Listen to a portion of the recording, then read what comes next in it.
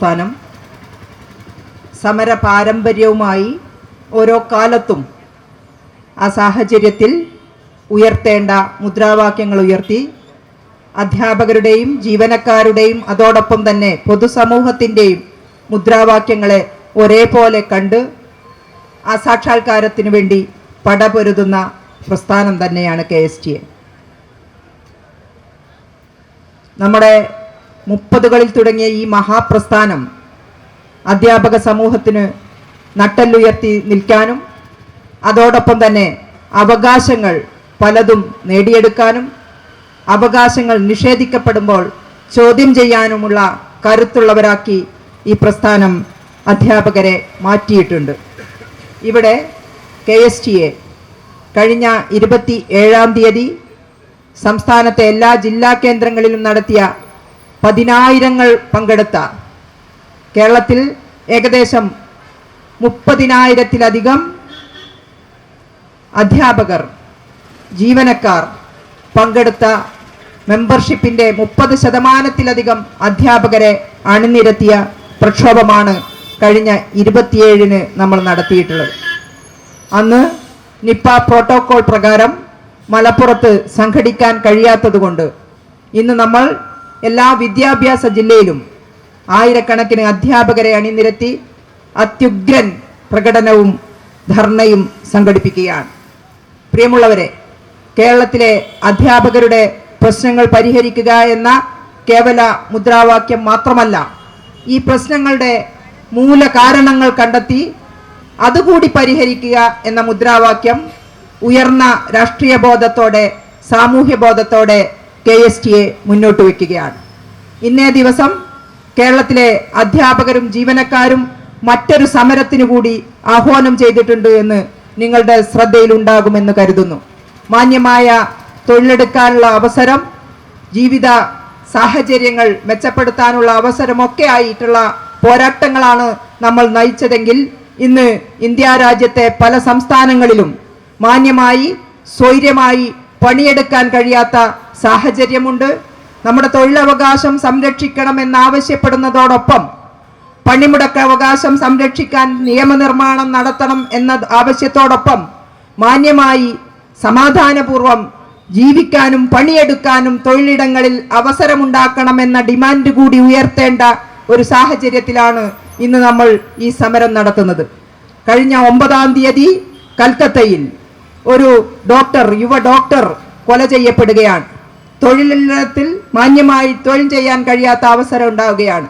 സ്ത്രീ ഈ രാജ്യത്തിൻ്റെ സ്വത്ത് എന്ന നിലയിൽ ഒരു ഡോക്ടർ, മറ്റു സ്ത്രീകൾ ഒക്കെ തെരുവോരങ്ങളിൽ തൊഴിലിടങ്ങളിൽ ആക്രമിക്കപ്പെടുന്നതിൻ്റെ തുടർച്ചയാണ് കൽക്കത്തയിലുണ്ടായ സംഭവം എന്ന് നമുക്കറിയാം. കഴിഞ്ഞ 9-ാം തീയതി ഒരു യുവ ഡോക്ടർ റേപ്പ് ചെയ്യപ്പെടുകയും കൊല ചെയ്യപ്പെടുകയും ചെയ്തിരിക്കുന്നു. മമതാ ബാനർജിയുടെ നേതൃത്വത്തിലുള്ള വെസ്റ്റ് ബംഗാളിൽ അവിടെ സ്ഥിരം അതിക്രമങ്ങൾ, സ്ത്രീകൾക്കെതിരെ പാവപ്പെട്ടവർക്കെതിരെ സ്ഥിരം അതിക്രമങ്ങൾ, അഭിപ്രായങ്ങൾക്കുള്ളവർക്കെതിരെ പോരാടുന്നവർക്കെതിരെ സ്ഥിരം അതിക്രമങ്ങൾ നടക്കുന്നു. മാന്യമായി തൊഴിലെടുക്കുക എന്നത് ഓരോ ജീവനക്കാരൻ്റെയും ഓരോ അധ്യാപകരുടെയും പണിയെടുക്കുന്നവരുടെ എല്ലാവരുടെയും അവകാശമാണ്. എന്നാൽ ബംഗാളിൽ കൊലയാളികൾക്ക്, ക്രിമിനലുകൾക്ക് കുടപിടിച്ചു കൊടുക്കുന്ന നിലപാടാണ് മമതാ ബാനർജി സ്വീകരിച്ചുകൊണ്ടിരിക്കുന്നത്. ഈ യുവ ഡോക്ടർ കൊല ചെയ്യപ്പെട്ട് ദിവസങ്ങൾ കഴിഞ്ഞിട്ടും യഥാർത്ഥ പ്രതികളെ, കുറ്റക്കാരെ കണ്ടെത്താനോ ശിക്ഷിക്കാനോ ഒരു നേതൃത്വവും അവിടുത്തെ ഭരണാധികാരികൾ ചെയ്യുന്നില്ല എന്ന അവസ്ഥയിൽ ഇന്ത്യ രാജ്യത്തെ എല്ലാ ജനവിഭാഗങ്ങളും, പണിയെടുക്കുന്നവർ, ഡോക്ടർമാർ ഒക്കെ തെരുവിൽ പ്രക്ഷോഭവുമായി ഇറങ്ങിയിരിക്കുകയാണ്. തുടർന്നാണ് ജാർഖണ്ഡിൽ 33 വയസ്സായ, ഉത്തരാഖണ്ഡിൽ 33 വയസ്സായ ഒരു നേഴ്സിനും ഇതേ അനുഭവം ഉണ്ടായിട്ടുണ്ട്. മുമ്പ് തെലുങ്കാനയിൽ ജോലി ചെയ്യുന്ന ജീവനക്കാരിയെ മണ്ണെണ്ണ ഒഴിച്ച് ആക്രമിച്ചതും നമ്മൾ കണ്ടിട്ടുണ്ട്. ഇങ്ങനെ നിരവധിയായ സംഭവങ്ങൾ നടന്നുകൊണ്ടിരിക്കുമ്പോൾ ബംഗാളിലെ യുവതിയായ ഡോക്ടറെ ആക്രമിച്ച് കൊലപ്പെടുത്തിയവരെക്കെതിരെ അതിശക്തമായ പ്രക്ഷോഭം, മാന്യമായി ജീവിക്കാൻ അവസരമുണ്ടാക്കാനുള്ള പ്രക്ഷോഭമായി വളർത്താനും ഈ സമരത്തോട് ഐക്യദാർഢ്യം പ്രഖ്യാപിക്കാനും ഈ ദിനം നമ്മൾ ഉപയോഗിക്കുകയാണ്. ഇന്ന് ഉച്ചക്ക് ജില്ലാ കേന്ദ്രങ്ങളിൽ ഈ സ്ത്രീകൾക്കെതിരെ ഉയർന്നു വരുന്ന അതിക്രമങ്ങൾക്കെതിരെ ബംഗാളിൻ്റെയും ഉത്തരാഖണ്ഡിൻ്റെയും പശ്ചാത്തലത്തിൽ അത്യുജ്വലമായ ഐക്യദാർഢ്യ സമരം കൂടി സംഘടിപ്പിക്കുകയാണ്. സഖാക്കൾ അതിൽ കൂടി പങ്കെടുക്കണമെന്ന വിനീതമായ അഭ്യർത്ഥനയോട് കൂടിയാണ് ഈ സമരത്തിന്റെ മറ്റു കാര്യങ്ങളിലേക്ക് കടക്കുന്നത്.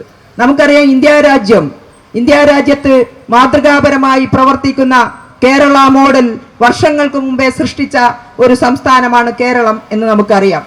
ഈ കേരളത്തെ നയിക്കുന്നവർ എന്ന നിലയിൽ ഇന്ത്യ രാജ്യത്തെ ഭരണാധികാരികൾ സംസ്ഥാനത്തിന്റെ പരിധിയിലേക്ക് ഒന്നിനു പിറകെ ഒന്നായി കടന്നു വരുന്നതിന്റെ ദുര്യോഗത്തിന് കേരളത്തിലെ വിദ്യാഭ്യാസ മേഖലയെയും കൂടി സാക്ഷ്യം വഹിക്കേണ്ട ഗതികേടിലേക്ക് ഇന്ത്യൻ ഭരണാധികാരികൾ ഈ രാജ്യത്തെ കൊണ്ടുചെന്നെത്തിക്കുകയാണ്.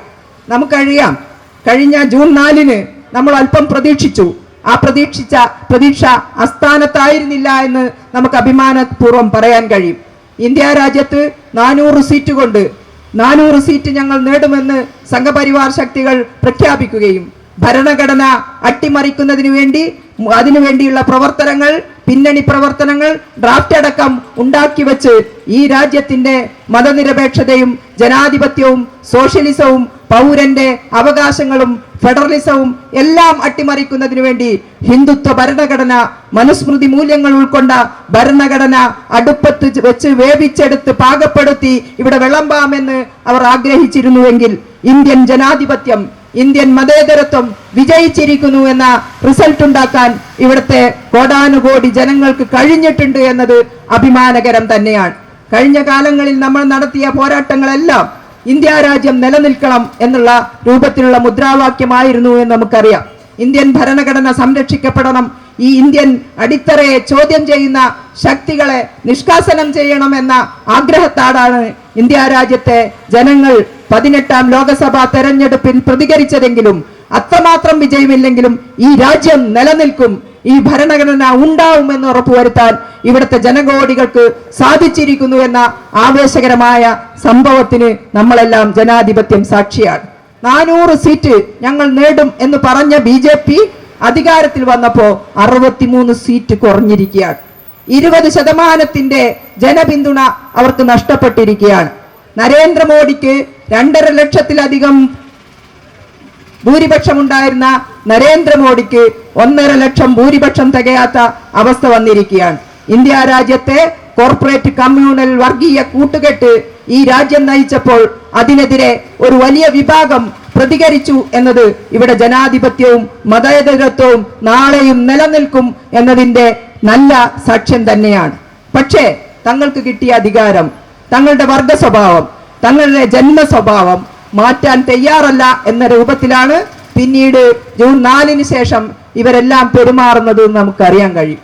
പുള്ളിപ്പുടിയുടെ പുള്ളി മായ്ച്ചാൽ പോകില്ല എന്ന് പറഞ്ഞതുപോലെ തങ്ങളുടെ വർഗീയ നിലപാട്, തങ്ങളുടെ കോർപ്പറേറ്റ് അനുകൂല നിലപാട് അതേപടി അതിലും ശക്തമായി നടപ്പിലാക്കാനുള്ള ശ്രമങ്ങൾ ബീഹാറിലെ നിതീഷ് കുമാറിനെ കൂട്ടി ആന്ധ്രയിലെ ചന്ദ്രബാബുവിനെ കൂട്ടി നടത്തിക്കൊണ്ടിരിക്കുകയാണ്. ഇവിടെ KSK പോലുള്ള ഒരു പ്രസ്ഥാനം സാമ്രാജ്യത്വ വിരുദ്ധ മുദ്രാവാക്യം ഉയർത്തിപ്പിടിച്ച സംഘടനയാണ്. പാട്ടപ്പറ തല്ലിപ്പൊളിക്കുക എന്ന മുദ്രാവാക്യത്തോടൊപ്പം അധ്യാപകന് ഒപ്പിട്ട ശമ്പളം കിട്ടുക എന്നും കൂട്ടിയോജിപ്പിച്ച് സമരം നടത്തിയ പ്രസ്ഥാനത്തിന്റെ പിന്മുറക്കാരാണ് KSK-ക്കാർ. സാമ്രാജ്യത്വം തുലയട്ടെ, ജന്മിത്വം തകരട്ടെ, ഈ ഇന്ത്യ രാജ്യത്ത് മാനവികമായ വിദ്യാഭ്യാസം ഉയരട്ടെ എന്ന മുദ്രാവാക്യവുമായി വളർന്ന ഈ പ്രസ്ഥാനം ഈ ദിശയിൽ ചിന്തിക്കുകയും വളരുകയും അവരുടെ നയങ്ങൾക്കെതിരെ ശക്തമായ പ്രക്ഷോഭവുമായി മുന്നോട്ട് പോകേണ്ടിയിരിക്കുന്ന സാഹചര്യത്തിലാണ് നമ്മൾ കടന്നു വരുന്നത്.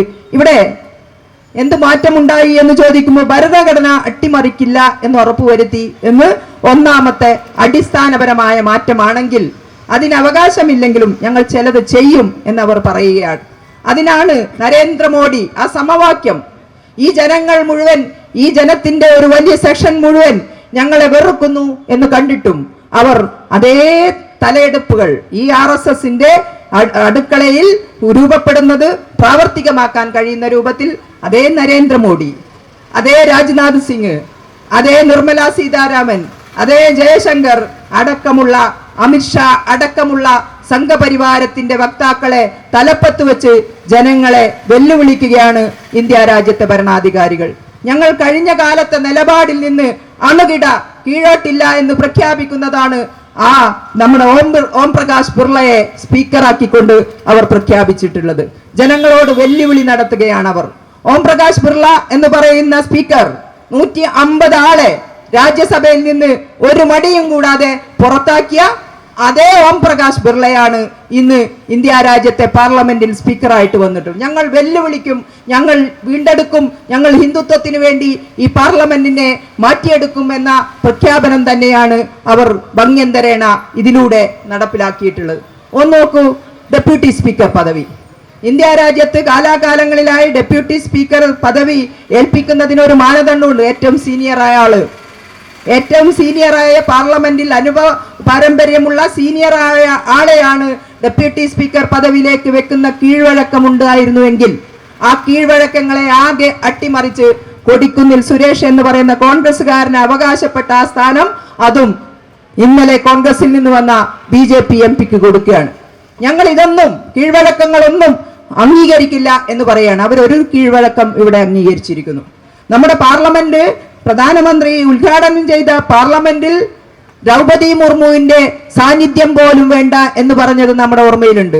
SC ST ആയ വനിതയായ വിധവയായ ഒന്നാം വ്യക്തിയായിട്ട് പോലും ദ്രൗപദി മുർമുവിനെ ഒഴിവാക്കിയതുപോലെ ഈ ഇന്ത്യ രാജ്യത്തെ NDA ബ്ലോക്കിലെ ഏറ്റവും വലിയ കക്ഷിയായ വർഷങ്ങളായി പാരമ്പര്യമുള്ള കൊടിക്കുന്നിൽ സുരേഷിനെ മാറ്റി നിർത്തി ഇവർ ദളിത് വിരുദ്ധരാണ് എന്നുകൂടി ഇവർ പ്രഖ്യാപിക്കുകയാണ്. അവരുടെ വർഗ സ്വഭാവത്തിൽ, സ്ത്രീ വിരുദ്ധ മനോഭാവത്തിൽ, അതുപോലെ തന്നെ ദളിത് വിരുദ്ധ സമീപനത്തിൽ, കോർപ്പറേറ്റ് അനുകൂല നിലപാടിൽ ഒരിഞ്ചും പിന്നോട്ട് പോകാൻ ഞങ്ങൾ തയ്യാറല്ല എന്ന പ്രഖ്യാപനമാണ് ഇപ്പോ മോഡിയും സർക്കാരും ചെയ്തുകൊണ്ടിരിക്കുന്നത് എന്ന് നമുക്ക് കാണാം. അതിന്റെ മാറ്റം തന്നെയാണ്. ബിഗ് ഫൈവ്സ്, വലിയ 5 പേരാണ് ഇന്ത്യയെ നയിക്കുന്നത്. നമ്മൾ പണ്ട് അവർക്ക് വേണ്ടിയുള്ള സംരക്ഷണം ഒരുക്കുന്നു എന്നാണ് എങ്കിൽ, മുമ്പ് അവർ പങ്കുവെക്കുന്നു എന്നാണെങ്കിൽ, ഇപ്പോൾ അവർ നയിക്കുന്നു എന്ന രൂപത്തിലേക്ക് ഭരണം മാറിയിരിക്കുകയാണ്.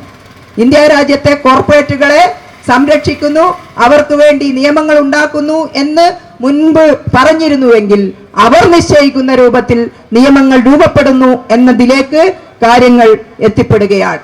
ബിഗ് ഫൈവ്, ടാറ്റ, ബിർള, റിലയൻസ്, അംബാനി, ഭാരതി, ഈ 5 പേര്, ടാറ്റയും ബിർളയും ഭാരതിയും അംബാനിയും അദാനിയും ചേർന്നാൽ ഈ രാജ്യത്തെ മുഴുവൻ ഞങ്ങൾക്ക് നയിക്കാൻ കഴിയുമെന്ന രൂപത്തിൽ കോർപ്പറേറ്റുകൾ വളർത്തുന്നു. അവരതിനു വേണ്ടിയുള്ള നേതൃത്വം കൊടുത്തുകൊണ്ടിരിക്കുകയാണ്. അതുകൊണ്ടാണ് ആരാണ് അദാനി എന്ന് ചോദിച്ചാൽ എല്ലാ പരസ്യത്തിലും അതാണ് അദാനി എന്ന് പറഞ്ഞുകൊണ്ടിരിക്കുന്നത്. നമ്മുടെ സമ്പത്താകെ, നമ്മുടെ റെയിൽവേ, നമ്മുടെ വിമാനത്താവളം, രാജ്യത്തിന്റെ സത്താകെ, ഈ രാജ്യത്തെ 140 കോടി ജനങ്ങൾക്ക് അവകാശപ്പെട്ടതെല്ലാം ചുളുവിലക്ക് ഈ കോർപ്പറേറ്റുകൾക്ക് വിട്ടുകൊടുക്കുന്ന നയം അവർ നിരന്തരം തുടരുകയാണ്.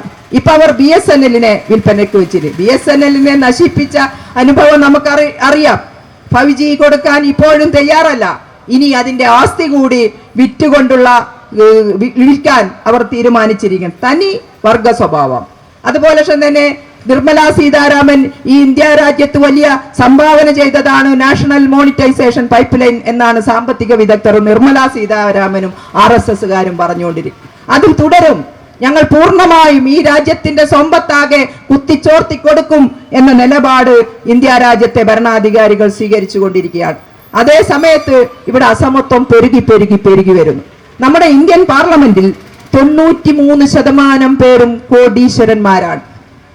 ആ 93% പേരും കോടീശ്വരന്മാരായ ഒരു പാർലമെന്റിൽ കോർപ്പറേറ്റുകൾക്ക് ഉറ്റ തോഴരായ കോർപ്പറേറ്റുകൾക്ക് നിർണായക സ്വാധീനമുള്ള ഒരു ഇന്ത്യൻ വ്യവസ്ഥയിൽ അവിടെ രൂപപ്പെടുന്ന നിയമങ്ങളൊന്നും സാധാരണക്കാരനോ പണിയെടുക്കുന്നവനോ ജീവനക്കാരനോ തൊഴിലാളിക്കോ അനുകൂലമായിരിക്കില്ല എന്ന് നമ്മൾ വെറുതെ പറയല്ല. അത് ബോധ്യപ്പെട്ടുകൊണ്ടിരിക്കുകയാണ്. ഇപ്പോ നമ്മള് ഇന്ത്യയിലെ ട്രേഡ് യൂണിയൻസ് പ്രസ്ഥാനങ്ങൾ, കർഷക പ്രസ്ഥാനങ്ങൾ എല്ലാവരും നടത്തിയ അത്യുജ്വലമായ നിരവധി പോരാട്ടങ്ങളുണ്ട്. അന്ന് ഇന്ത്യ രാജ്യത്തെ ട്രേഡ് യൂണിയൻ മൂവ്മെന്റ് ഉയർത്തിയ വലിയൊരു മുദ്രാവാക്യം ഉണ്ടായിരുന്നു. ഇവിടുത്തെ തൊഴിൽ നിയമങ്ങൾ 77 തൊഴിൽ നിയമങ്ങളെ 4 ലേബർ കോഡാക്കി മാറ്റി ഇന്ത്യ രാജ്യത്ത് ലോകത്ത് തൊഴിലാളികൾ അനുഭവിച്ചിരുന്ന എല്ലാ സൗകര്യങ്ങളും സാഹചര്യങ്ങളും തൊഴിലവകാശങ്ങളും ലംഘിക്കുന്ന സമീപനം അത് വേഗത്തിൽ നീക്കുകയാണ് ഇന്ത്യ രാജ്യത്തെ ഭരണാധികാരികൾ. അതോടൊപ്പം തന്നെ ഈ സ്വകാര്യവൽക്കരണം അടിച്ചേൽപ്പിക്കുകയാണ് ഇന്ത്യയിലെ ഭരണാധികാരികൾ. ഒന്ന് നോക്കൂ, നമ്മുടെ വിദ്യാഭ്യാസ മേഖലയിൽ കഴിഞ്ഞ വർഷത്തിൽ നമ്മൾ നടത്തിയ അത്യുജ്വലമായ പോരാട്ടമുണ്ട്. പാഠപുസ്തകത്തിൽ നിന്ന് ചരിത്ര വസ്തുതകളും ശാസ്ത്രീയ സത്യങ്ങളും വെട്ടിമാറ്റുന്നതിനെതിരെ നടത്തിയ തെരുവോരങ്ങളിൽ നടത്തിയ ജനകീയ വിദ്യാഭ്യാസ സമിതിയുടെ നേതൃത്വത്തിൽ KSTA മുൻകൈ നടത്തിയ വലിയൊരു പോരാട്ടം നമ്മുടെ ഓർമ്മയിലുണ്ട്. ആ പോരാട്ടം വെറുതെ ആയിരുന്നില്ല. നമ്മുടെ കാലാകാലങ്ങളിൽ നമ്മൾ പഠിച്ച ചരിത്രത്തെ അപനിർമ്മിച്ച് ഹിന്ദുത്വത്തിന് അനുകൂലമായി ചരിത്രത്തെ സൃഷ്ടിക്കുന്ന പ്രവർത്തനമാണ് ഈ RSS നടത്തിക്കൊണ്ടിരിക്കുന്നത്. അതിന്റെ ഇംപ്ലിമെന്റേഷൻ ആണ് MHRDയിലൂടെ ഇന്ത്യ രാജ്യത്തെ ഭരണാധികാരികൾ നടപ്പിലാക്കിക്കൊണ്ടിരിക്കുന്നത്. കഴിഞ്ഞ വർഷം പാഠപുസ്തകങ്ങൾ നിരുത്തിയപ്പോൾ നമ്മുടെ നെഹ്റുവിനെയും ഗാന്ധിയെയും അബ്ദുൽ കലാം ആസാദിനെയും ഒന്നും അവർ വെട്ടിമാറ്റി അവിടെ പലരെയും പ്രതിഷ്ഠിക്കാനുള്ള ശ്രമം നടത്തിയത് നമുക്കറിയാം. ഇന്ത്യ രാജ്യത്തെ പൊളിറ്റിക്കൽ സയൻസിൽ ഇന്ത്യയുടെ യഥാർത്ഥ പൊളിറ്റിക്സ് പഠിക്കേണ്ട എന്നവർ തീരുമാനിക്കുകയാണ്. രാജ്യത്തിന്റെ RSSകാരന് ഒരിക്കലും മായ്ച്ചാൽ മായാത്ത അപമാനമാണ് 1948 നമ്മുടെ മഹാനായ രാഷ്ട്രപിതാവ് മഹാത്മജിയെ കൊല ചെയ്യപ്പെട്ട സംഭവം എന്ന് നമുക്കറിയാം. ആ സംഭവം ഒരു കാലത്തും ലോകം മറക്കില്ല എന്നും ഒരു കാലത്തും അതിന്റെ പാപക്കറ സംഘപരിവാറിന്റെ ഭാഗത്തു നിന്ന് ഇല്ലാതാവില്ല എന്നും നല്ല നിശ്ചയമുണ്ടായിട്ടാണ് വരും തലമുറയെങ്കിലും ഭാവി തലമുറയെങ്കിലും ആ ചരിത്രം പഠിക്കരുത് എന്നവർ ആഗ്രഹിക്കുന്നത്. ചരിത്രം എന്നാൽ ക്രോണോളജിക്കൽ ആയിട്ടുള്ള പഠനമാണ്. ചരിത്രം എന്നാൽ ശാസ്ത്ര പഠനമാണ്. കൃത്യമായ ചിട്ടയോടെ സമൂഹ മുന്നേറ്റത്തിന്റെ വസ്തുതകളുടെ യാഥാർത്ഥ്യങ്ങളുടെ പഠനവും വിശകലനവും വ്യാഖ്യാനവുമാണ് ചരിത്രം എന്നിരിക്കെ ആ ചരിത്രത്തെ ഞങ്ങൾ അംഗീകരിക്കില്ല എന്ന് പറയുന്നു. മുഗള കാലഘട്ടം ഞങ്ങൾക്ക് വേണ്ട എന്നവർ കഴിഞ്ഞ വർഷമേ പ്രഖ്യാപിച്ചു. പിന്നീട് ഇപ്പോഴും അത് തന്നെയാണ് തുടരുന്നത്.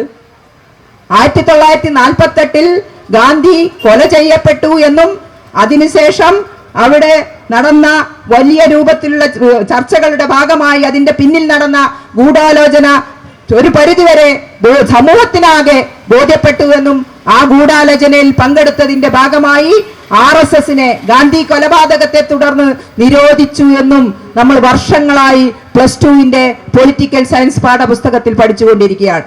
ഗാന്ധി കൊല ചെയ്യപ്പെട്ടില്ല എന്നവർക്ക് പറയാൻ കഴിയില്ല. അപ്പൊ ഗാന്ധിയുടെ ഭാഗം തന്നെ വേണ്ട എന്ന രൂപത്തിൽ മാറ്റിയത് നമ്മൾ കാണുകയാണ്.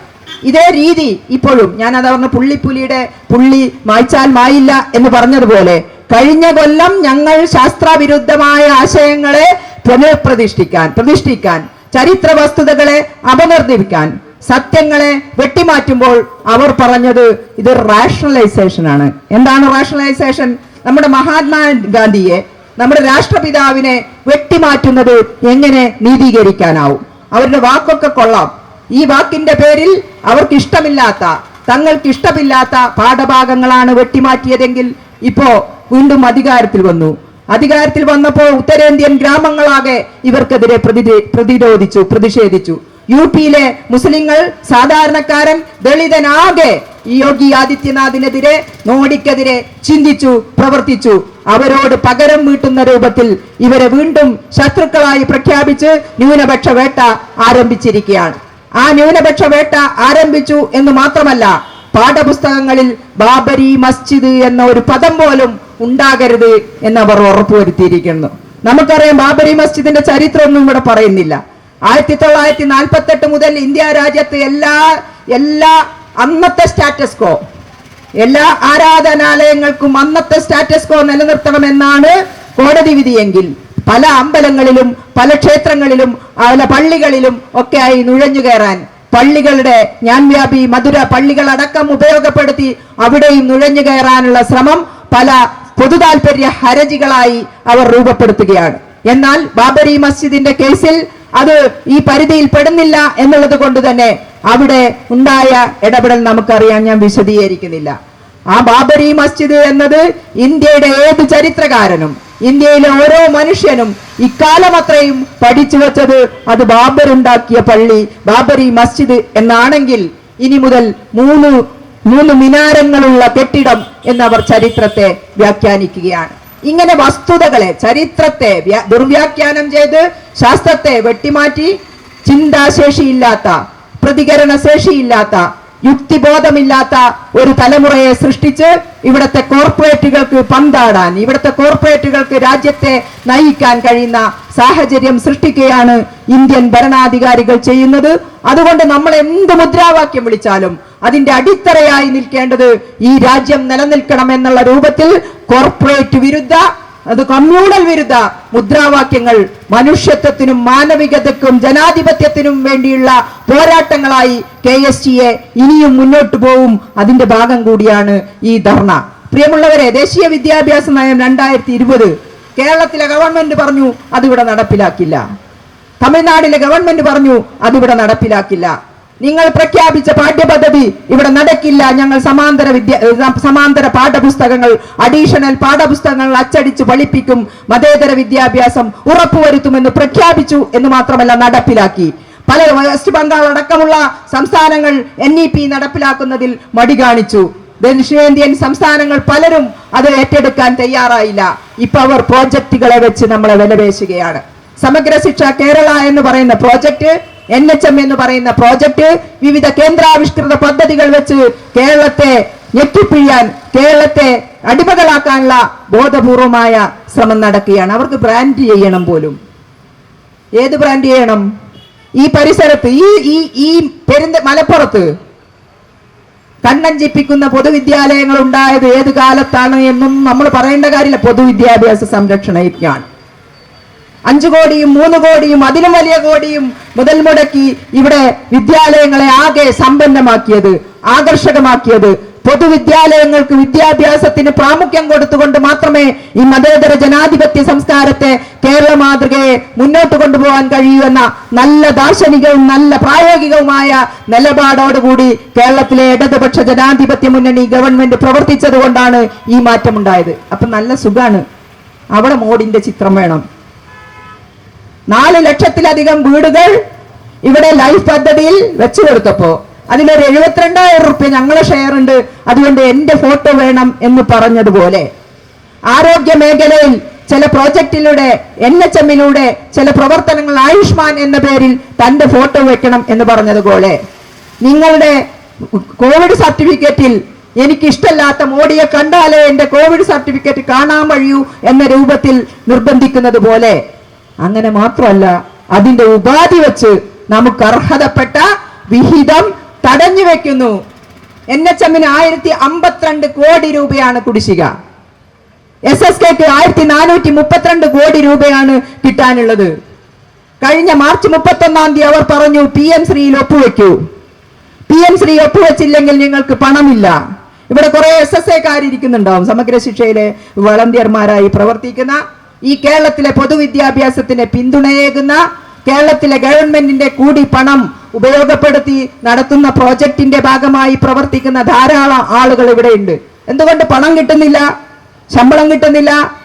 ഈ കേരളത്തിന് അർഹമായ വിഹിതം നൽകുന്നതിൽ ഉപാധി വെക്കുകയാണ് PM ശ്രീ പദ്ധതി. PM ശ്രീ പദ്ധതിയിലെ ബോർഡ് വെച്ചാൽ നമ്മുടെ MP-ക്ക്, നമ്മുടെ സഹമന്ത്രിക്ക് സുരേഷ് ഗോപിക്ക് ഉദ്ഘാടനം ചെയ്യാൻ ഒരു അവസരം ഉണ്ടാക്കി കൊടുത്താൽ നിങ്ങൾക്ക് ശമ്പളവും വിദ്യാഭ്യാസ പദ്ധതികളുമാവാം എന്ന നിബന്ധന വെക്കുകയാണ്. കോടിക്കണക്കിന് രൂപ തടഞ്ഞു വെക്കുകയാണ്.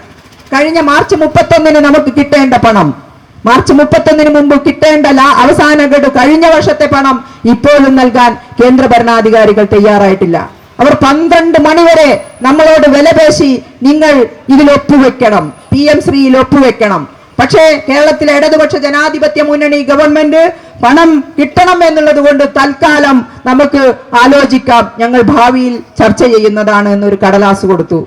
ആ ഭാവിയിൽ ചർച്ച ചെയ്യാം എന്ന ഒരു കടലാസ് കൊടുത്ത ഉപാധികളോടെ നമ്മൾ ചെലവഴിച്ച വർണ്ണക്കൂടാരം, വിവിധ പദ്ധതികളിലൂടെ നമ്മൾ ചിലവഴിച്ച പണം കിട്ടണം എന്നുള്ളത് കൊണ്ട് ഒരു അണ്ടർടേക്കിംഗ് കൊടുത്തു എന്നത് ശരിയാണ്. പക്ഷേ മാർച്ച് 31 ജനുവരി 1 ഇന്ത്യയിലെ MHRD സൈറ്റിൽ അവർ പ്രസിദ്ധീകരിച്ചത് കേരളത്തിലെ ഇടതുപക്ഷ ജനാധിപത്യ മുന്നണി ഗവൺമെന്റ് കീഴടങ്ങിയിരിക്കുന്നു, അവർ PM ശ്രീയിൽ ഒപ്പുവെച്ചിരിക്കുന്നു എന്നാണ്. ഏത് കള്ളത്തരവും പ്രചരിപ്പിച്ചുകൊണ്ട് കേരളത്തിലെ ഇടതുപക്ഷ ജനാധിപത്യ മുന്നണിയുടെ ഇച്ഛാശക്തിയെ ചോദ്യം ചെയ്യുക എന്ന രൂപത്തിൽ ജനുവരി 1-ന് 2024 ജനുവരി 1-ന് അവർ പ്രഖ്യാപിച്ചു. കേരളത്തിലെ ഇടതുപക്ഷ ജനാധിപത്യ മുന്നണി ഗവൺമെന്റ് പ്രിയം.ശ്രീയിൽ ഒപ്പുവെച്ചു. പക്ഷെ കേരളത്തിലെ ഇടതുപക്ഷ ജനാധിപത്യ മുന്നണി ഗവൺമെന്റ് ഇന്നേ വരെ PM.ശ്രീയിൽ ഒപ്പുവെച്ചിട്ടില്ല. ഒപ്പുവെക്കണോ ഒപ്പുവെക്കണ്ടേ എന്നുള്ള ചർച്ചകൾ നടക്കുകയാണ്. സ്വാഭാവികമാണ്. PM.ശ്രീ എന്ന് പറയുന്നതോ ഈ കേരളത്തിലെ ഗവൺമെന്റിന്, ഇവിടുത്തെ വിദ്യാഭ്യാസത്തിന്, ഇവിടുത്തെ വികസനത്തിന് കിട്ടേണ്ട പണമോ ഒരു നിർമ്മലാ സീതാരാമന്റേതോ അല്ലെങ്കിൽ ഒരു കേന്ദ്ര ഗവൺമെന്റിന്റേതോ അല്ല എന്ന് നമുക്കറിയാം. നമുക്ക് അവകാശപ്പെട്ട പണം തടഞ്ഞു വെച്ചുകൊണ്ട് ഈ നാട്ടിലുണ്ടാകുന്ന വികസനത്തെ, മുന്നേറ്റത്തെ തടസ്സപ്പെടുത്തി ഞെക്കിപ്പിഴിയാം, കഴുത്ത് ഞെരിച്ച് കൊല്ലാം എന്ന ശ്രമത്തിലാണ് ഇന്ത്യ രാജ്യത്തെ ഭരണാധികൾ ഏർപ്പെട്ടിട്ടുള്ളത്. നമുക്കറിയാം, നമുക്ക് ഒരുപാട് ആവശ്യങ്ങളുണ്ട്. ആ ആവശ്യങ്ങളൊക്കെ അർഹതപ്പെട്ടതാണ്. അർഹമായത് തരണം എന്ന് തന്നെയാണ് നമ്മുടെ മുദ്രാവാക്യം. ഇതിൽ നിങ്ങൾ വായിച്ചിട്ടുണ്ടാവും. ഡി അടക്കമുള്ള ശമ്പള പരിഷ്കരണ കുടിശ്ശിക അടക്കമുള്ള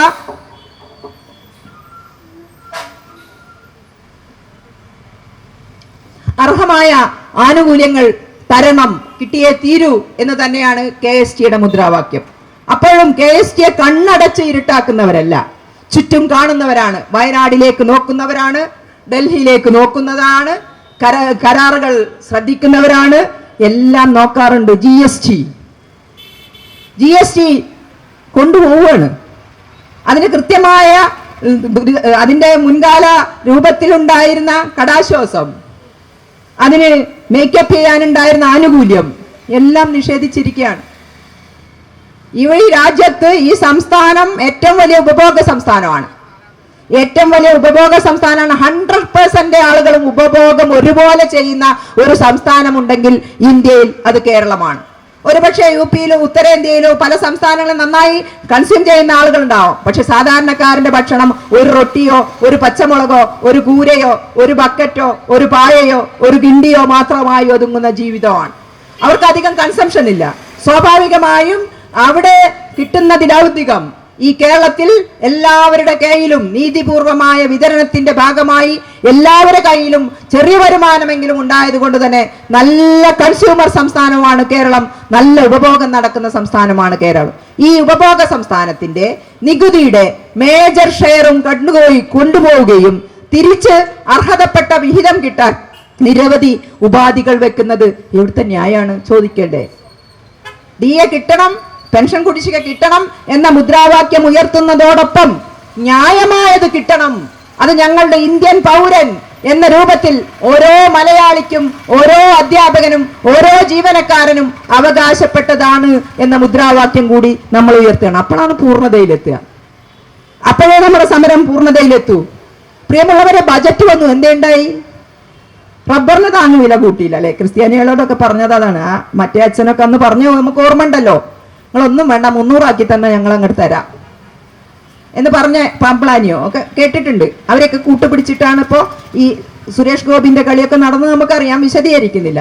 പലരെയും കൂട്ടുപിടിച്ച് പല സ്പ്ലിറ്റ് ഉണ്ടാക്കി കൂട്ടത്തോടെ കൊണ്ടുപോയി കൊടുത്തു. ഒന്ന് കയറി എന്നത് യാഥാർത്ഥ്യമാണ്.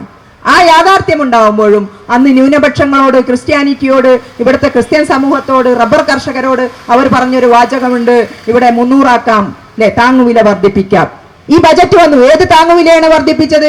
ഗവൺമെന്റിനുള്ള താങ്ങുവില വർദ്ധിപ്പിച്ചിട്ടുണ്ട്. എന്തുകൊണ്ട്? ബീഹാറിന് താങ്ങി നിർത്താൻ ബീഹാറിന് നല്ല പണം ചോദിച്ചതൊക്കെ കൊടുക്കും. ചന്ദ്രബാബു നായിഡുവിന് താങ്ങുവില, ഈ ഗവൺമെന്റിന് താങ്ങുവില പ്രഖ്യാപിച്ചു എന്നല്ലാതെ കർഷകന്റെ ഉൽപ്പന്നങ്ങൾക്ക് താങ്ങുവില പ്രഖ്യാപിക്കാൻ, റബ്ബറിന്റെ താങ്ങുവില പ്രഖ്യാപിക്കാൻ ഈ ബജറ്റിനായോ?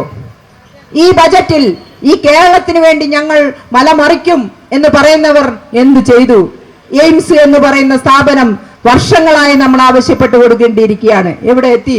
റെയിൽവേ വികസനമുണ്ടോ? ഒരു കാര്യത്തിൽ നമ്മുടെ നഞ്ചങ്കോട് പാത നമ്മള് ഗൂഡല്ലൂർ വഴി വയനാട്ടിലെത്തും എന്ന് മോഹിച്ചവരാണ്. തുരങ്കപാത അടക്കമുണ്ടാക്കി റെയിൽവേ വികസനം നടത്താൻ ഈ ആധുനിക കാലത്തും കഴിയുന്നില്ല എങ്കിൽ നമ്മുടെ കേരളത്തിനോടുള്ള പകപോക്കൽ മാത്രമാണ് എന്ന് നമുക്ക് കാണാൻ കഴിയും. ഇങ്ങനെ ബജറ്റിൽ വിദ്യാഭ്യാസത്തിന് നീക്കിവെച്ചോ?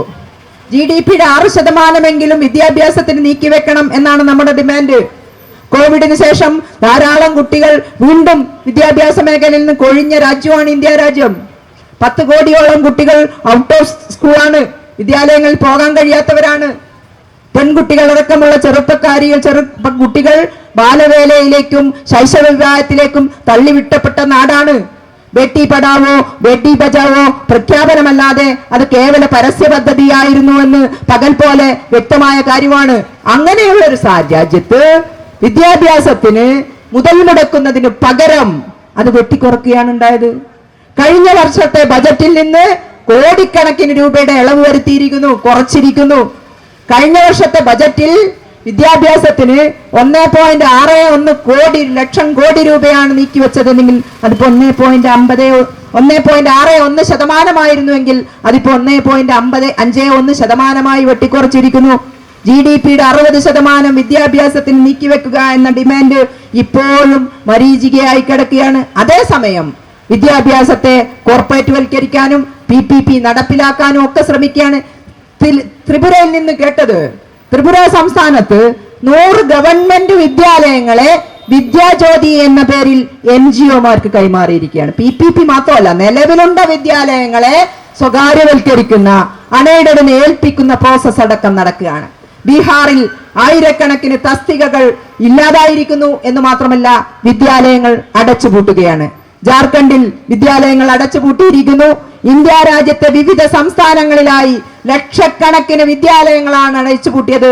അതിനും പറയുന്ന ന്യായം റാഷണലൈസേഷൻ എന്നാണ്. ഈ റാഷണലൈസേഷൻ എന്ന് പറയുന്നത് ആളുകളെ ദ്രോഹിക്കുന്നതോ ചരിത്രം വെട്ടിമാറ്റുന്നതോ പാഠപുസ്തകങ്ങൾ ഇല്ലാതാക്കുന്നതോ എന്ന പോലെ നീതീകരണമില്ലാത്ത നീതീകരണങ്ങൾ നടപ്പിലാക്കിക്കൊണ്ടിരിക്കുകയാണ് ഇന്ത്യൻ ഭരണാധികാരികൾ വിദ്യാഭ്യാസ മേഖലയിലും മറ്റെല്ലാ മേഖലയിലും എന്ന് നമുക്ക് കാണാൻ കഴിയും. ഈ കേരളം വ്യത്യസ്തമായി ചിന്തിച്ച് മുന്നോട്ട് പോകുമ്പോൾ അവർ പാഠ്യപദ്ധതിയിൽ ഇടപെടുകയാണ്, പാഠപുസ്തകങ്ങളിൽ ഇടപെടുകയാണ്.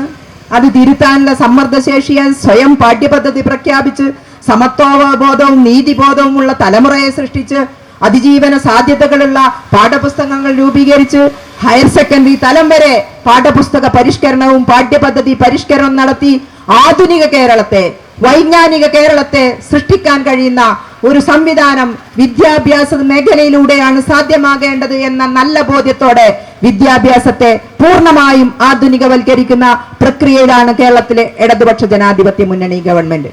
ആർട്ടിഫിഷ്യൽ ഇന്റലിജൻസിനെ കുറിച്ച് നമ്മൾ കേട്ടിട്ടുണ്ട്. പക്ഷെ ആർട്ടിഫിഷ്യൽ ഇന്റലിജൻസ് എന്നത് നമ്മുടെ കുട്ടികൾക്ക് കരഗതമായിരിക്കൊണ്ടിരിക്കുകയാണ്.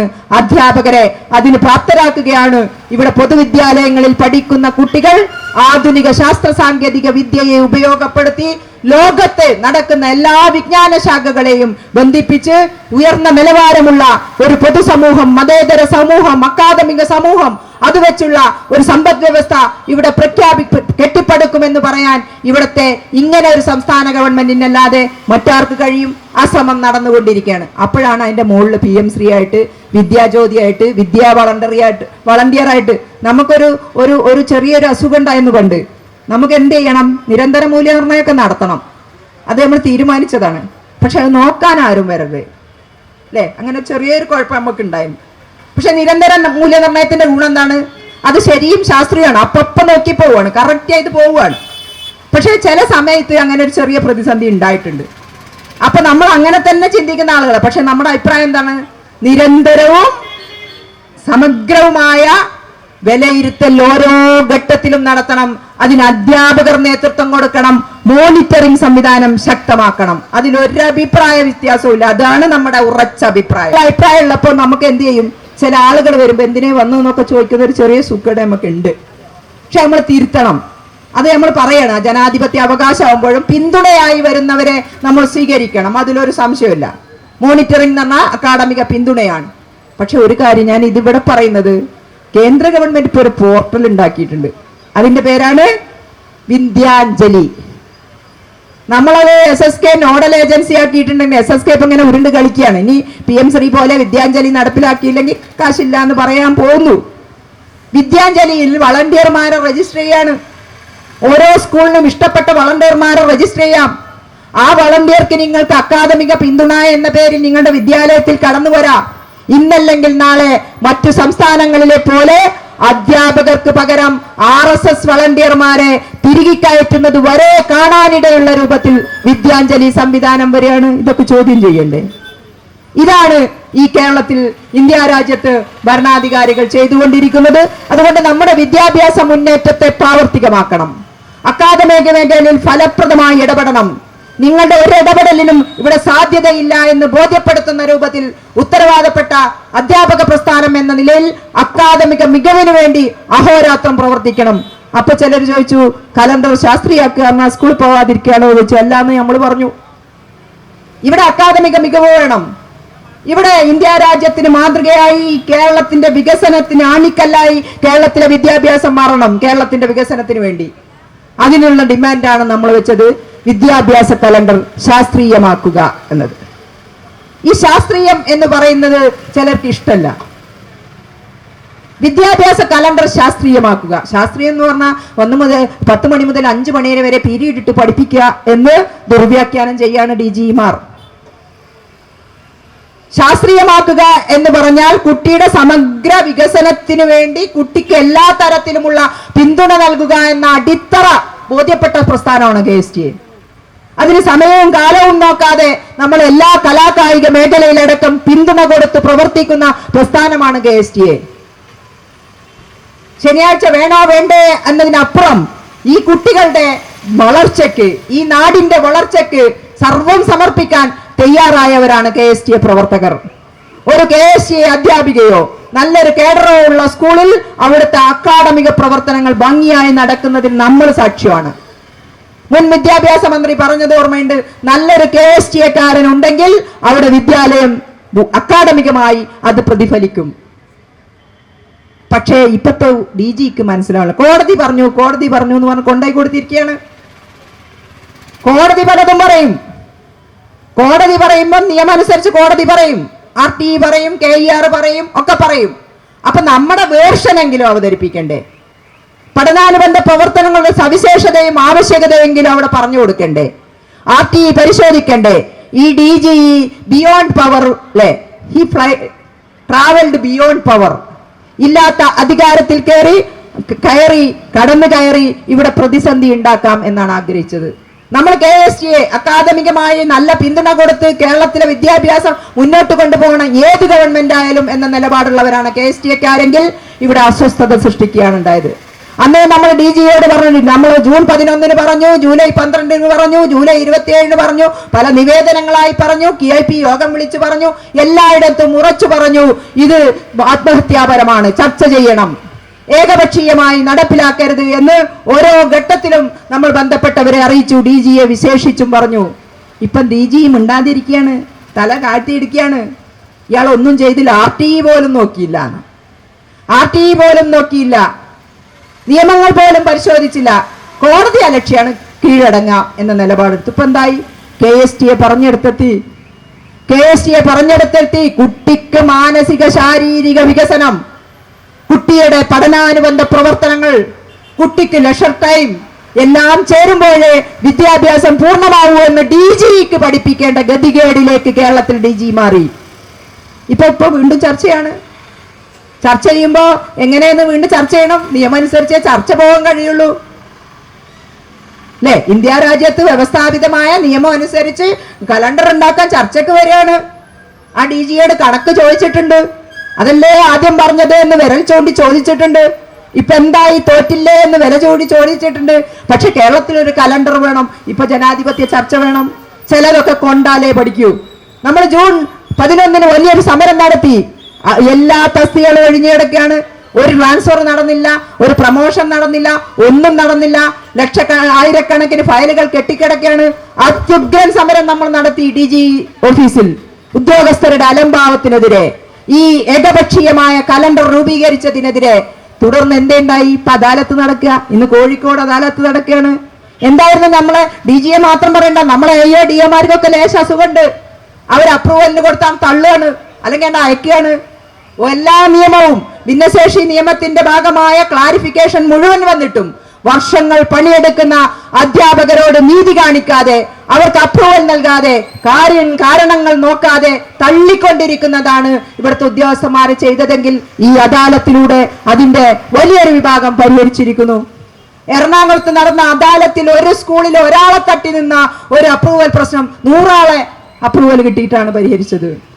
ഇപ്പൊ കൊല്ലത്ത് നടന്ന അദാലത്തിൽ KST സമരം നടത്തിയ ഫലമുണ്ടോ ഇല്ലേ എന്ന് ചോദിക്കുന്നവരോട് ഫലമുണ്ട് എന്നതിന്റെ സാക്ഷ്യമാണ് എറണാകുളത്ത് അദാലത്ത്, കൊല്ലത്ത് നടന്ന അദാലത്ത്, ഇപ്പൊ കോഴിക്കോട് നടന്നുകൊണ്ടിരിക്കുന്ന അദാലത്ത്. കൊല്ലത്ത് 697 അപേക്ഷകൾ അപ്രൂവലിനുള്ളതായിരുന്നു. പണിയെടുക്കുന്നവരാണവർ.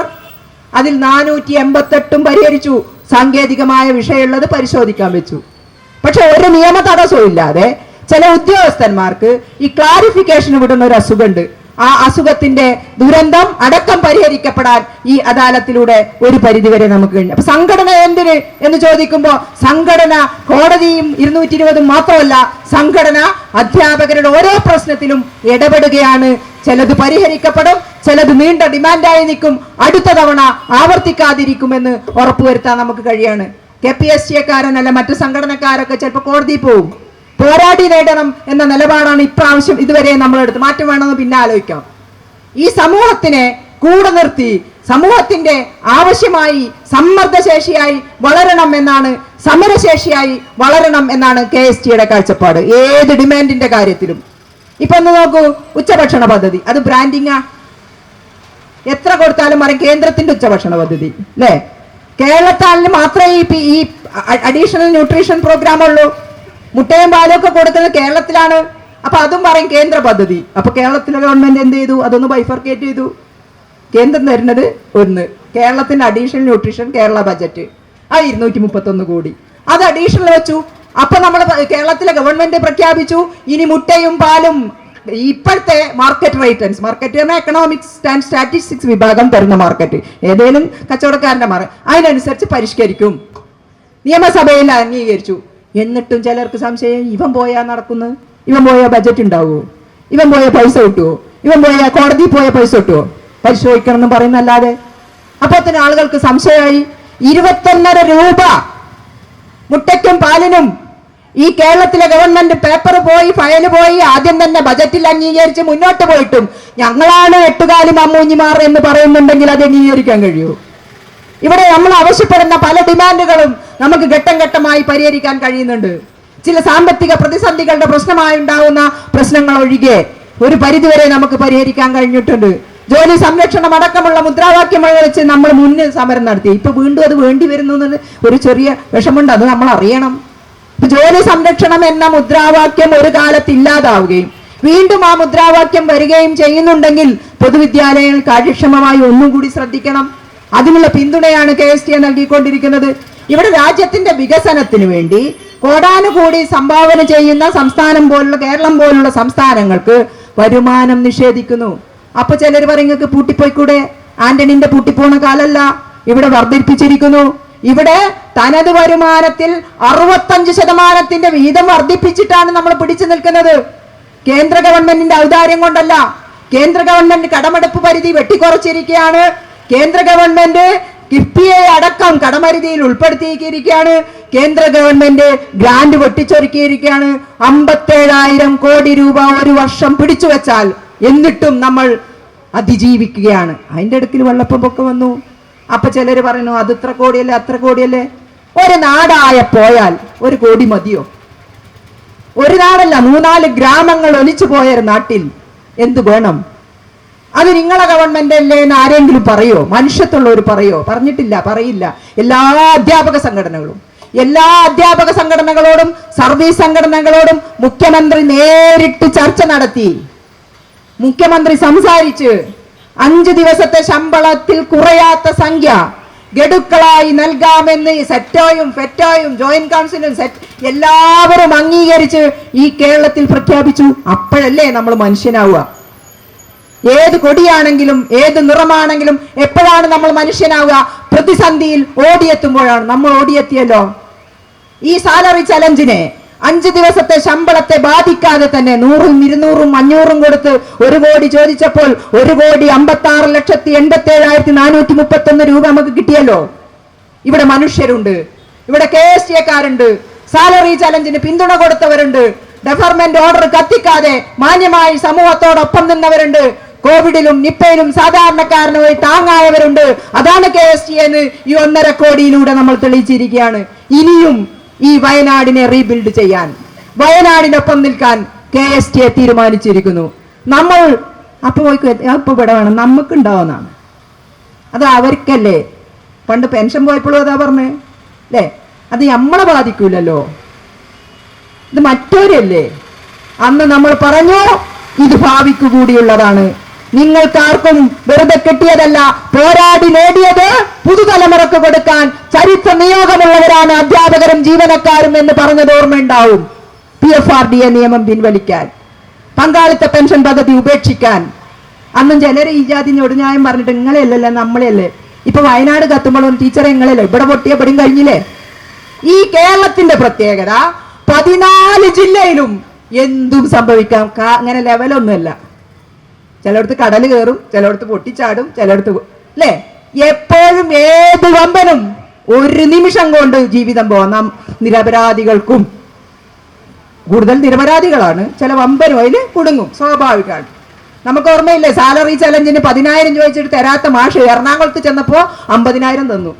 അവിടെ ചെന്നപ്പോഴാണ് ഭാര്യയും കുട്ടിയും കൈയിട്ടിപ്പോ ഓടി വന്നത് ഡിവൈഎഫ്ഐക്കാരും നാട്ടുകാരും നമ്മളെ തോണിയുമായിട്ട് വന്ന ഈ മത്സ്യത്തൊഴിലാളികളുമായിരുന്നു എന്ന് മനസ്സിലായി. അപ്പൊ മാഷ് പറഞ്ഞു 10 തരൂല എന്ന് പറഞ്ഞു. നമ്മൾ ചോദിച്ചപ്പോ അവിടെ ചെന്നപ്പോ 50 കൊടുത്തു. അപ്പോഴാണ് മാനവികത, മനുഷ്യത്വം ഒന്ന് കാണുന്നത്. അതുകൊണ്ട് നമ്മൾ 5 ദിവസം കൊടുക്കുന്നല്ല, എല്ലാവരെയും 5-ലധികം എത്രയും PF-ലെ പുതിയ സാധ്യതകൾ വെച്ച് CMDRF വന്നിട്ടുണ്ട്. അപ്പോഴാണ് നമ്മൾ മനുഷ്യനാവുക. എന്തിന് വിദ്യാഭ്യാസം എന്ന് ചോദിച്ചാൽ സ്വന്തം കാര്യത്തിന് വിദ്യാഭ്യാസം എന്ന് നമ്മൾ ഒരിക്കലും പറഞ്ഞിട്ട് ആര് നീ ആവണം എന്ന് ചോദിച്ചതിന്റെ ഉത്തരം കുട്ടികളെ പഠിക്കുമെന്ന് നീ നല്ല മനുഷ്യനാവണം എന്നാണെങ്കിൽ ആ മനുഷ്യത്വത്തിന്റെ മാതൃക ഈ കാര്യത്തിലും വികസിപ്പിക്കാൻ നമുക്ക് കഴിയേണ്ടതുണ്ട് എന്നാണ് പറയാനുള്ളത്. കൂടുതൽ കാര്യങ്ങൾ ഇവിടെ സംസാരിക്കുമെന്നുള്ളത് വിശദീകരിക്കുന്നില്ല. ദേശീയ വിദ്യാഭ്യാസ നയം 2020 പിൻവലിച്ചേ മതിയാവൂ.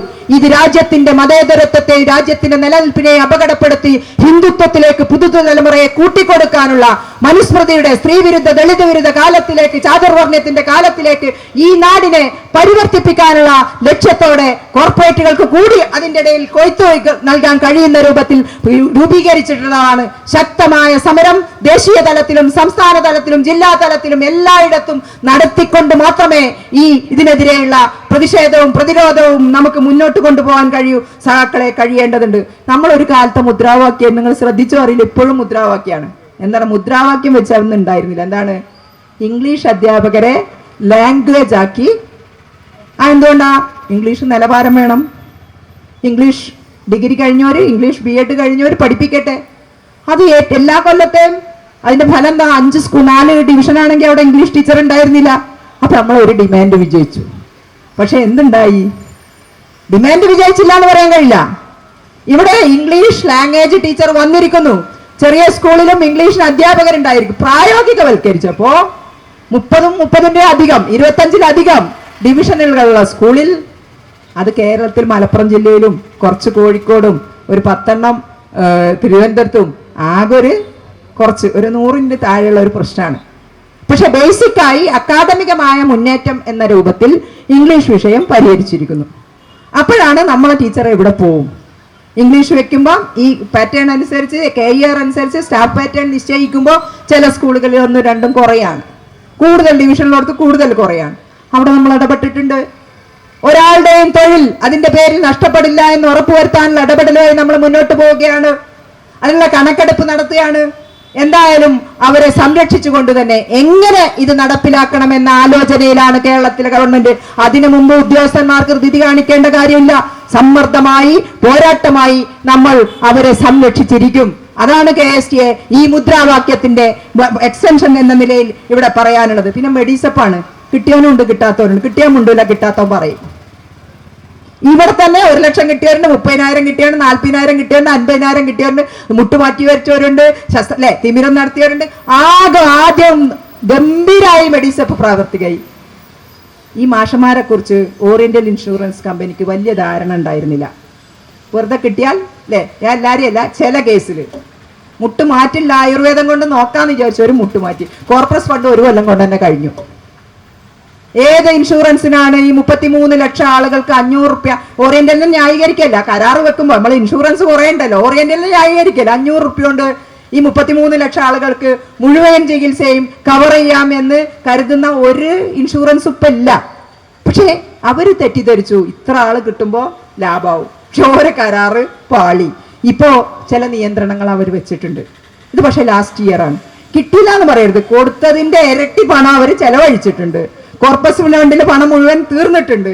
അതിന്റെ പുറമെ മെഡിക്കൽ റീംബേഴ്സ്മെന്റ് ചെറിയ തോതിലെങ്കിലും, പൂർണ്ണമായി ചെയ്യാൻ കഴിയാത്തതുകൊണ്ടാണല്ലോ മെഡിക്കൽ റീംബേഴ്സ്മെന്റ് നിർത്തലാക്കിയിട്ടില്ല. അങ്ങനെയൊക്കെ അധ്യാപകരെയും ജീവനക്കാരെയും കുടുംബങ്ങളെയും പരമാവധി ചേർത്ത് പിടിക്കുന്നുണ്ട്. അടുത്ത വർഷം ഇത് പൂർണ്ണമായി പരിഹരിക്കപ്പെടും. അതുകൊണ്ട് ഈ വർഷം തീരുകയാണ്. ഇനി ഒരു കരാറ് പുതുക്കുമ്പോൾ ചില മാറ്റങ്ങളൊക്കെ വരുത്തി കരാറ് പുതുക്കും. അത് സംഘടനകളുമായി ചർച്ച ചെയ്യും, സംഘടനയുടെ അഭിപ്രായം പറയും. എന്തായാലും പോലും ഇവിടെ ഉണ്ടല്ലോ,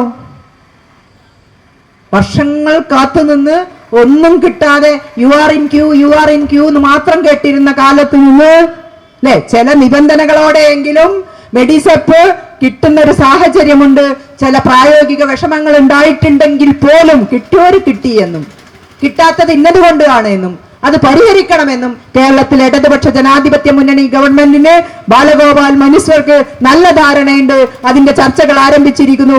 2025 കൂടി മെഡിസെപ്പ് കാര്യക്ഷമമായി ഇവിടെ ആരോഗ്യ ഇൻഷുറൻസ് പദ്ധതി നടപ്പിലാക്കും. അതാണ് ഗ്യാരണ്ടി. പ്രശ്നം ഉണ്ടാവും, പരിഹരിക്കാനാണ് ധാരണ. അങ്ങനെ പ്രശ്നങ്ങൾ പരിഹരിക്കാൻ ഇടപെടുകയാണ് നമ്മൾ. CMDRF അടക്കമുള്ളവരെ പിന്തുണയ്ക്കേണ്ടതുണ്ട്. നമ്മൾ DA കിട്ടിയില്ല, കണക്ക് കൂട്ടുകയാണ് ഒരാള് അല്ലെ, കൂട്ടി ക്ഷീണിക്കുകയാണ്. ക്ഷീണിച്ചിട്ടും കൂട്ടിയിട്ട് തീരുന്നില്ല. അപ്പൊ DA അത്ര കൂട്ടുമ്പോൾ മറ്റതും കൂട്ടാണ്ടെന്ന് നാട്ടുകാർക്ക് അറിയാം. DA എങ്ങനെ കൂട്ടുമ്പോ ബേസിക് എത്ര കൂടുന്നുണ്ടല്ലോ. ഈ DA കൂടുന്ന ബേസിക് അനുസരിച്ച് ഇത് വിമർശിക്കാൻ വേണ്ടി പറയാം. ഇങ്ങനെയൊക്കെ ആൾക്കാർ ഇങ്ങനെ നോക്കുന്നുണ്ട്, ഈ ജനങ്ങളെ ഇതൊക്കെ നോക്കുന്നുണ്ട്. കോവിഡ് കാലത്തും നിങ്ങളെ ചേർത്ത് പിടിച്ചില്ലേ, അന്നത്തെ DA തന്നില്ലേ. 36% ബംഗാളില് കുടിശ്ശിക, 50% വരെ കുടിശ്ശികയുള്ള സ്ഥലങ്ങളുണ്ട്. കോവിഡ് കാലത്തെ 3 ഗഡു 18 മാസത്തെ DA ഇന്ത്യ രാജ്യത്ത് 27 സംസ്ഥാനങ്ങളിലും കൊടുത്തിട്ടില്ല, കേരളം ഒഴികെ. DA തർക്ക വിഷയേ അല്ല. ജീവിതത്തിന്റെ ഭാഗമായി ഈ ജീവിതത്തിൽ അല്ലെങ്കിൽ ഈ ജീവിതക്രമത്തിൽ ഉണ്ടാകുന്ന പണം ജീവിക്കാൻ അഡ്ജസ്റ്റ് ചെയ്യാൻ, വിലക്കയറ്റോടൊക്കെ അഡ്ജസ്റ്റ് ചെയ്യാൻ അർഹമായി പോരാടി നേടിയതാണ് DA. നമ്മുടെ അവകാശമാണ്. അത് നൽകുമെന്ന് കേരളത്തിന്റെ മുഖ്യമന്ത്രി നിയമസഭയിൽ 300 ചട്ടം അനുസരിച്ച് പ്രഖ്യാപിച്ചിരിക്കുകയാണ്. നമ്മൾ സത്യസന്ധമായ കാര്യങ്ങൾ മനസ്സിലാക്കുകയാണ്. അപ്പൊ നമ്മൾ ആഗ്രഹിച്ചത് ഈ സെപ്റ്റംബറിൽ ആദ്യം കിട്ടും തന്നെയാണ് കരുതുന്നത്. കിട്ടണ്ടേ? 6000 റുപ്യ മുണ്ടക്കയിലും അല്ലെ എല്ലാ വീട്ടുകാർക്കും നീ വാടക കൊടുക്കുക എന്നാ പറഞ്ഞത്. ഇത് കെട്ടിയാന്ന് മാത്രല്ല പറഞ്ഞത്, റീബിൽഡ് വയനാട് അതുപോലെ തന്നെ അവിടെ ടൗൺഷിപ്പ് മാത്രമല്ല, ആ ടൗൺഷിപ്പ് ആവുന്നത് വരെ കുടുംബക്കാരുടെ വീട്ടിൽ താമസിച്ചാലും 6000 റുപ്യ വാടകയും അവർക്ക് വേണ്ടിയ മറ്റ് സൗകര്യങ്ങളും റേഷൻ അടക്കം നൽകും എന്നാണ് കേരളത്തിലെ ഗവൺമെന്റ് പറഞ്ഞത്. 1 മാസം കൊണ്ട് ആ കുട്ടികളുടെ പഠനം പൂർവ്വസ്ഥിതിയിലാക്കും എന്നാണ് കേരളത്തിലെ ഗവൺമെന്റ് പറഞ്ഞത്. ഇതൊന്നും കാണാതെ ഇവിടെ 60 ലക്ഷത്തോളം വരുന്ന ആളുകൾക്ക് ഓണം ഉണ്ണണം, കാണം വിറ്റാലും ഓണം ഉണ്ണണം എന്ന് പറഞ്ഞാൽ പോരല്ലോ. ആ പ്രതിസന്ധിയിലാണ് എത്തിയിരിക്കുന്നത്. കേരളം അതിജീവിക്കാൻ ശ്രമിക്കുമ്പോഴാണ് ഇത്തരം ചില പ്രതിസന്ധികൾ വന്നുപെടുന്നത്. എന്തായാലും പോലും കേരളത്തിലെ ഇടതുപക്ഷ ജനാധിപത്യ മുന്നണി ഗവൺമെന്റ്, ഇവിടുത്തെ സർക്കാർ, ഇവിടുത്തെ മുഖ്യമന്ത്രി DA നൽകും. എല്ലാ കുടിശ്ശികയുള്ളതിനെ കുറിച്ച് പ്രത്യേകമായി ഉത്തരവിറങ്ങുമെന്നും, കുടിശ്ശിക തരൂല എന്നല്ലോ. അപ്പൊ തന്നെ ചിലർ പറയാൻ തുടങ്ങി കുടിശ്ശിക തരൂല. ആരെ പറഞ്ഞ കുടിശ്ശിക തരില്ല? ഓരോ വർഷം 2 ഗഡുക്കളായി അതാത് വർഷം തരുമെന്നും നിലവിലുള്ളതിന് ഒരു ഉത്തരവിറങ്ങും, വ്യക്തമായ ഉത്തരവിറങ്ങുന്നതാണ്. ഈ ഉച്ചഭക്ഷണ പദ്ധതിനെ പറഞ്ഞ പോലെയാണ്. തരുമെന്ന് പറഞ്ഞപ്പോ തന്നില്ല, കിട്ടിയില്ല എന്നായി. തന്നപ്പോ മിണ്ടില്ല. പല സ്കൂളിലും അല്ലേ 29 റുപ്യ പൈസ എത്ര മോശമൊന്നുമില്ല. ഇതാണ് ആളുകളുടെ സ്വഭാവം. പക്ഷെ നമ്മൾ കാര്യങ്ങൾ തിരിച്ചറിയണം, സമഗ്രമായ വിഷയങ്ങളെ കാണണം, ഡിമാൻഡുകൾ ഉന്നയിക്കണം, DA കിട്ടണം. ഇതടക്കമുള്ള മുദ്രാവാക്യമായി നമ്മൾ മുന്നോട്ട് പോകുക. പങ്കാളിത്ത പെൻഷൻ പദ്ധതി പിൻവലിക്കണം. ഇപ്പൊ ഈ കോൺഗ്രസ്സുകാരും KPSTക്കാരനൊക്കെ ഇതിലിങ്ങനെ വരും അല്ലേ. 2013 നിങ്ങൾ എവിടെയായിരുന്നു? 2004 തുടങ്ങിയപ്പോൾ നിങ്ങൾ എവിടെയായിരുന്നു? ഈ ഇടതുപക്ഷം ഉണ്ടായപ്പോഴല്ലേ നീട്ടിവെച്ചത്? 1-ാം UPA സർക്കാർ ഉണ്ടായതുകൊണ്ടല്ലേ 13 വരെ പാർലമെന്റിൽ എത്തിയത് എന്നൊക്കെ ഒന്ന് ചോദിക്കണ്ടേ? ചരിത്രം എന്ന് പറഞ്ഞാൽ പുസ്തകത്തെ പഠിക്കാനുള്ളത് മാത്രമല്ല, സംഘടനാ ചരിത്രമാണ്, സാമൂഹ്യ ചരിത്രമാണ്, വികസന ചരിത്രമാണ്. അതൊന്ന് പറഞ്ഞു കൊടുക്കണ്ടേ? എവിടെയായിരുന്നു നിങ്ങൾ? എവിടെ പോയിരുന്നു നിങ്ങൾ? ഇപ്പോ കർണാടകയിൽ കോൺഗ്രസ് ആണല്ലോ ഭരിക്കുന്നത്. ഇലക്ഷന്റെ മുമ്പ് പറഞ്ഞു ഞങ്ങൾ പങ്കാളിത്ത പെൻഷൻ പദ്ധതി പിൻവലിക്കും. 1 കൊല്ലം കഴിഞ്ഞല്ലോ, പിൻവലിച്ചോ? ഇവിടെ കേരളത്തിൽ പിൻവലിച്ചു ചോദിക്കുന്നു. ഇവിടെ കൂട്ടുനിന്നവർ, ചതിച്ചവർ, വഞ്ചിച്ചവർ, കൂടെ നിൽക്കാതെ ചതി നടത്തിയവർ ചില ആളുകളെ ഇളക്കി വിടുകയാണ്. ഇവിടെ 33,000-ലധികം അധ്യാപകരെ നിയമിച്ചു. ഈ ജൂൺ മാസം വരെ ഇന്ത്യയിൽ നിയമിച്ച നിയമനങ്ങളിൽ 60% നടന്ന കേരളത്തിലാണ്. ഈ നിയമനം നടത്തിയപ്പോഴല്ലേ NPS കാരുണ്ടായി, ഇല്ലെങ്കിലോ? ബംഗാളിൽ NPS ഇല്ല എന്ന് പറഞ്ഞു, ബംഗാളിലെ നിയമനമില്ല. പിന്നെ NPS ഉണ്ടായാലും എന്താ, അല്ലെങ്കിൽ എന്താ? രാജസ്ഥാൻ ഞങ്ങളതാണെന്നാണ് പറഞ്ഞത്. ആ കാലത്ത് രാജസ്ഥാൻ അവർ പിൻവലിച്ചു എന്നാണ് ഇവിടെയൊക്കെ കൊടുത്തത്. ഇപ്പൊ എന്താ സംഭവം? രാജസ്ഥാനിലെ 28,000 കോടി രൂപ വരെയുള്ള പൈസ കിട്ടാഞ്ഞിട്ട് കരയാണ്. ഇത് കൊടുത്തിട്ടുണ്ട് കുറെ കാലം, 2004 മുതൽ കൊടുത്തിട്ടുണ്ട്. തമിഴ്നാട്, നമ്മൾ മാതൃകയൊക്കെ ചിലതൊക്കെ പറയും. അടുത്ത തമിഴ്നാടിന്റെ മാതൃക എന്താ? No pension. തമിഴ്നാട്ടിൽ പെൻഷൻ ഞങ്ങൾ ചോദിച്ചു നോക്കൂ, എന്താ കാര്യം? അവരന്ന് PFRDA ചേരാതെ അവർ സ്വയം സ്വരുക്കൂട്ടി ഒരു ഫണ്ട് ഇട്ടു. ആ ഫണ്ടിൽ നിന്ന് ലംസം കൊടുക്കാത്ര. ഇപ്പൊ PFRDA ഇല്ല, NPS ഇല്ല, ഓൾഡ് പെൻഷൻ സ്കീമും ഇല്ല. അങ്ങനെ ഒരു സിസ്റ്റത്തിലാത്രേ തമിഴ്നാട്. ഇത് നൂലാമാലയാണ്. ആദ്യം പ്രഖ്യാപിച്ച ഒരു സംസ്ഥാനത്തും PFRDA നിയമം പിൻവലിക്കാനോ നമ്മുടെ ഓൾഡ് പെൻഷൻ സ്കീമിലേക്ക് പഴയ രീതിയിൽ തിരിച്ചു കൊണ്ടുവരാനോ കഴിഞ്ഞിട്ടില്ല എന്ന് all India state government employees ഫെഡറേഷന്റെ യോഗത്തിൽ കൃത്യമായി ഉദാഹരണ സഹിതം പറയാണ്. കോടിക്കണക്കിന് രൂപ പെൻഡിംഗ് ആണ്. അതുകൊണ്ട് ഇന്ത്യൻ പാർലമെന്റ് പാസാക്കിയ നിയമത്തെ അതല്ലേ കോടതി ഇപ്പൊ പറഞ്ഞത്?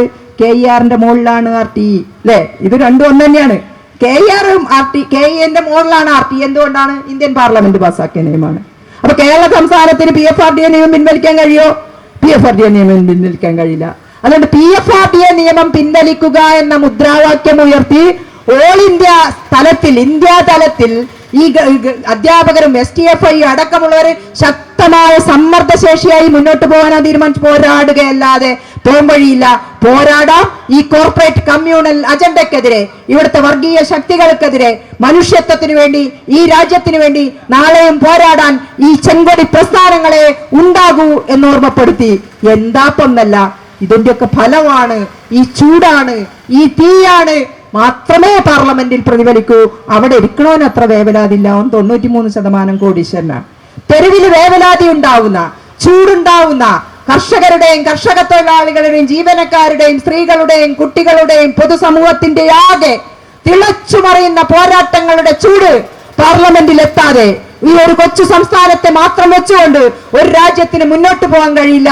ഒരു പക്ഷേ ഇല്ലാത്ത അധികാരം വെച്ച് കാർഷിക മേഖലയിൽ, സഹകരണ മേഖലയിൽ, വിദ്യാഭ്യാസ മേഖലയിൽ, മറ്റെല്ലാ മേഖലയിലും താഴ്ത്താൻ വാമനൻ വരുന്നത് പോലെ ഈ മാവേലിയുടെ പാരമ്പര്യം നമ്മൾ അവകാശപ്പെടുന്ന, അല്ലെങ്കിൽ ആ ഐതിഹ്യത്തെ ഉൾക്കൊള്ളുന്ന ഈ സംസ്ഥാനം ഈ മണ്ണിലുണ്ടാവരുത് എന്ന് വിചാരിച്ച് ചില വാമനന്മാർ ഇറങ്ങി പുറപ്പെട്ടിട്ടുണ്ട്.